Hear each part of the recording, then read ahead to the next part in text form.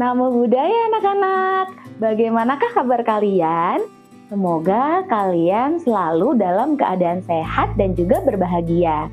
Berjumpa kembali dengan Ibu Angga dalam mata pelajaran kemoralan. Judul dari pembelajaran hari ini adalah perbuatan senang dan perbuatan sedih. Capaian pembelajaran pada hari ini adalah diharapkan anak-anak bisa menganalisis perbuatan baik dan perbuatan buruk, serta menerapkan pentingnya kejujuran, tanggung jawab pribadi, dan pengendalian diri dalam kehidupan sehari-hari.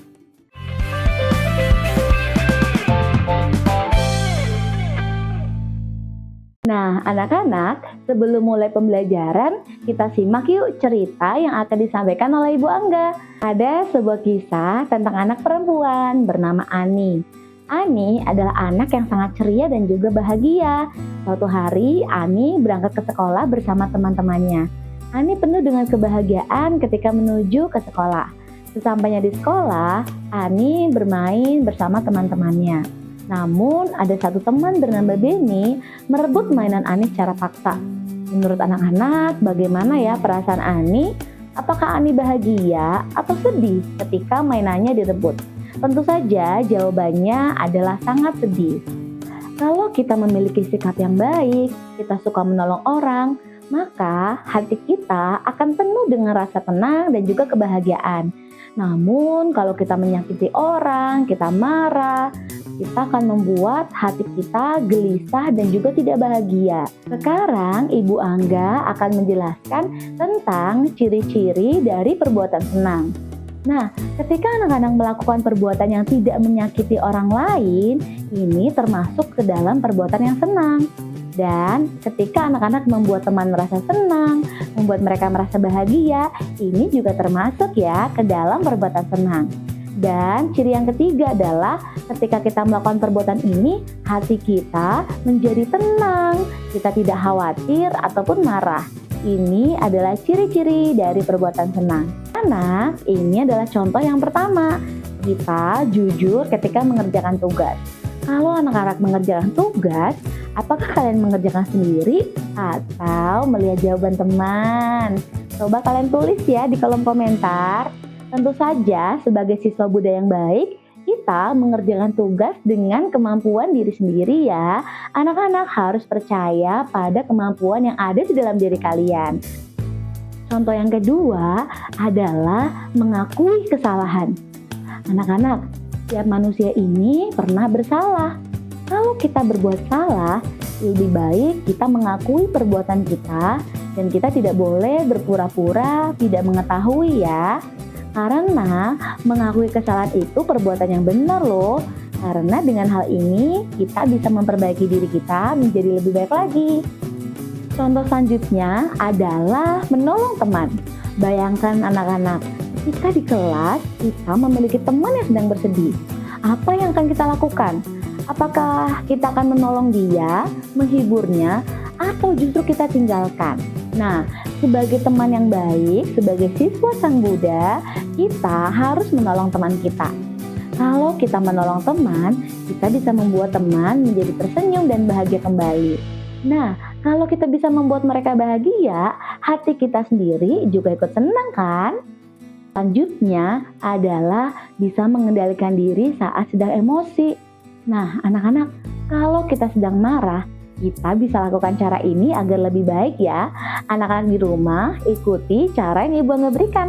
Yang pertama, kita tutup mata. Kemudian, kita tarik nafas. Lalu, kita hembuskan. Jadi, ketika anak-anak sedang marah, kalian bisa gunakan cara ini. Kalian bisa ulang berkali-kali ya, sampai hati kalian menjadi tenang.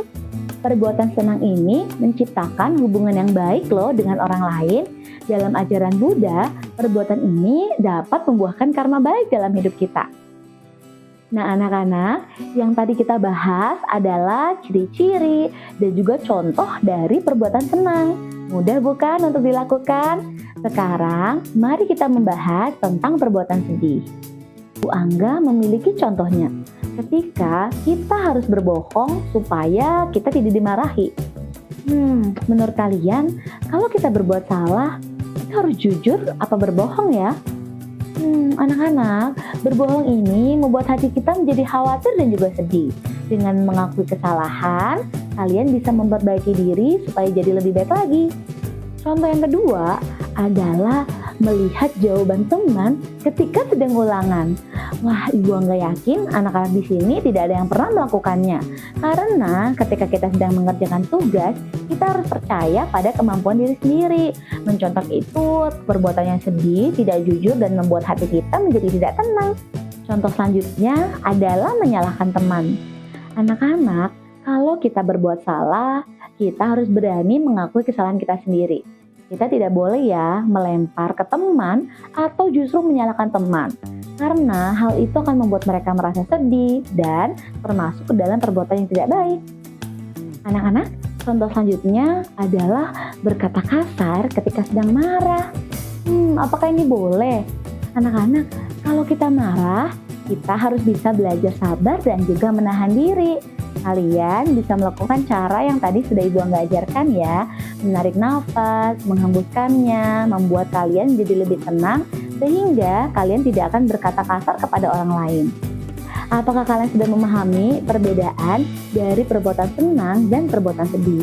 Semoga kalian menjadi terinspirasi untuk selalu berbuat baik dalam kehidupan sehari-hari. Kadang kita ingin melakukan perbuatan buruk seperti berbohong, menyembunyikan kesalahan. Tapi ketika pikiran itu muncul, coba kalian berhenti sebentar, kalian ingat-ingat pelajaran hari ini, dan ketika kalian lebih memilih untuk berkata jujur, berarti kalian sudah bisa mengendalikan diri. Mari kita membiasakan diri untuk selalu berkata jujur dan juga menolong teman ya. Dan kita harus belajar mengendalikan diri setiap hari. Apakah kalian sudah memahami materi hari ini? Jika belum, silakan tonton ulang video ini ya. Dan jangan lupa kerjakan kuisnya di damaseka.id. Mari beranjali dan mengucapkan Sabe Sata Bawantu Sukitata. Semoga semua makhluk hidup berbahagia. Sadu, sadu, sadu.